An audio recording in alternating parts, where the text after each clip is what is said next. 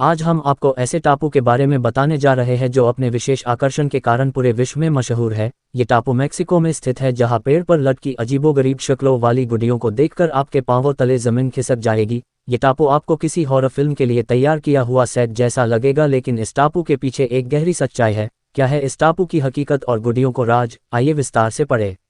America के Mexico city से 17 kilometre दक्षिण में एक छोटा सा टापू है जिसे ला आइला दे ला मुनकास कहा जाता है, लेकिन गुडियों के वाकये के बारे में सुनकर लोग इसे केवल द आइलैंड ऑफ डॉल्स के नाम से ही जानते हैं।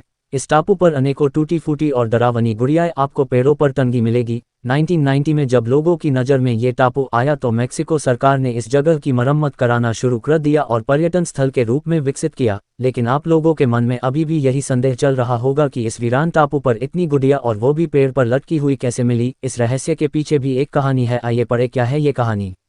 आज से कई साल पहले जूलियन नाम का व्यक्ति शहर से दूर एकांत जीवन बिताने के लिए इस टापू पर आया था। उस शख्स के रहने के कुछ दिनों के बाद ही जोचिमिल्को कनाल्स में डूबकर एक लड़की की मौत हो जाती है जो वहां परिवार के साथ घूमने आई थी।